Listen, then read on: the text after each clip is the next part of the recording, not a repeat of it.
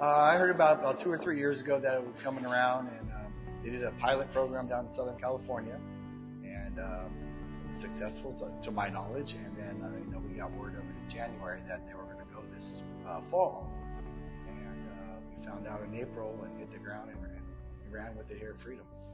It happened, but it was real anticipated. I know for the past over a decade, all the schools in this league been doing powder puff, so it was real excited about turning this into a league for the girls, to where they get more than just one game, to where they can actually go show that they are athletic in this physical, even though it's flag, but physical football sport also.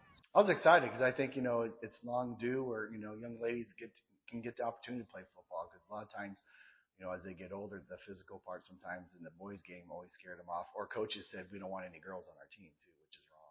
But when you get a group of girls that want to learn and are passionate about something that they want to come out and try and put work into, even with dealing with school and anything else that they have to do, it's not really hard. It's pretty easy, to be honest. Like, they love it. Plus, the thing that I've noticed too, it's given some girls who haven't been a traditional sport person a home and a way to express themselves and have an opportunity to be a varsity athlete at the high school, because we have mostly soccer, basketball, and softball players. We have a few girls who never played the sport ever, and this is just a great opportunity for them to be a high school athlete. I think it's like cool to see it and like experience and be able to be in it with them, because like it is something new, so it really could go anywhere. So far, this experience has been very exciting. I've been so happy to be a part of this team, especially since it's the first flag football team, and it's just been so enjoyable. It's been fun. We started ground one, from like verbiage to how to line up, to the football, to just anything. The football knowledge for most of the team has been very minimal, just because they've never played. It was confusing at first, like all the rules and like what you can do, what you can't do, holding flags, all that stuff. It's not physical. Well, it's physical, but it's not like where we're supposed to tackle each other. Like, yeah, we could push a little bit, we may stiff arm a little bit, but we're not supposed to actually like physically like tackle each other on the ground. I would say the challenges is getting back into schedule and learning different techniques and skills, and making sure I get them down before certain games, and making sure I'm not messing up on the field for things that I've been told already.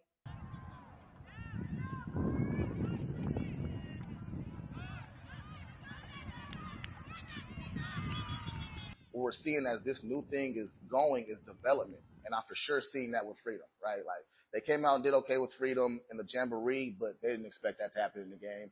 I didn't, but at the same time, like I keep saying, it's a work in progress. So the girls learn their positions, learn how to run their routes, and me as a coach learn how to call plays, clock management. It's only 2 timeouts, not 3. This, that, and the third. So, we just all here to get better. I feel like our first game, like I was really, I wouldn't say nervous, but I was kind of like, how is this going to be? Like, how am I going to really like show them that I am working hard to win? Oh, it was kind of I was really nervous. There's a lot of people, and it wasn't our school, so it was a lot of kids from like Heritage and Liberty. Like, it wasn't our school, so not a lot of our students went. But it was really nerve-wracking, but it was really exciting. The like level of energy was really high. We were kind of nervous though, because it was our first game, but I feel like we were ready, because we did play them in the Jamboree and we won against them. So we were like, okay, we could beat them in this game. But then when we got in the game, I feel like we kind of just forgot everything. We were running the wrong plays, and defense wasn't like really defending properly. So it was kind of all over the place. Going into it, I knew what we could do. I had no idea about our opponent, because being a football coach, we always scout and watch film, and going against Deer Valley, who we saw 15 plays in the scrimmage, having no clue what to expect, and the fan base, and the lights came on, and it was just awesome experience, I think, not only for myself but for our girls. When you come out on that field, it's who wants it more, right? So whoever's running their routes the hardest, who's ever running the hardest, and just locked in. Probably the biggest challenge for me is just the girls being hard on themselves. When they make a mistake or they drop the ball, and that's probably been the hardest. And just repetition and time. I mean, we had a short window to get ready for football, and we had 5 practices before our first game, and that was hard. I would say like the things that I'm doing wrong has been very hard because at the same time it's hard for me to see what I'm doing wrong when I don't know exactly what I'm supposed to be doing. If you check the record right now, it would seem, man, the season is just it's starting off bad. But if you're at the practices with us, you will see that these girls are excited, and every time they're ready for the next game and they're ready to get better. They love that they got the opportunity to show this in practice and build a new bond and things like that with girls that they don't even kick it with at school before they started this team. The energy is there, but to get where it needs to be, it's it's just like I said, who wants it the most? Like you gotta want it. Like you can put in the same exact work as the other team, but the execution, that's another big part of it. But it just taught us to be, more discipline ourselves more stern with ourselves, more like this is real. The hardest part probably for me is managing is what to do in between games. We play a 6 o'clock game and then 8. And girls like, oh, what are we gonna do? I'm like, oh shoot, I don't know. But we figured out a pattern for us that works. And the back-to-back games are pretty easy, I think. I mean, it's just me as a coach, so it's like, God, you just got to do what we do, but it seems like we're just being repetitive for 2 hours. It's pros and cons to everything, right? So one of the pros that I've learned of doing the double headers is whether we lose or win the first game, hey, y'all got to stay locked in. That adrenaline you still got going right now because this clock just went so fast, it's not going to go out right now. We have a whole other game to play. So keep that intensity, keep that hype up, and go out here and do it again. But one thing I can, as far as a con from that, is just like, man, can I get at least like 8 minutes to prep a little more? Because as soon as that game is over, I'll look at the scoreboard and it says 2 minutes. And I'm like, hey, we're finna go back out there right now. So I know we probably just lost, but hey, pick your spirits up and run back out there, go to the coin toss and get back on it. Most memorable moment of the year so far. I know it's only like God, memorable. Probably the first play against Deer Valley in our first game, where we had a big play right off the bat, and just the excitement of our team, their team, and the crowd, and I just think it's going to explode.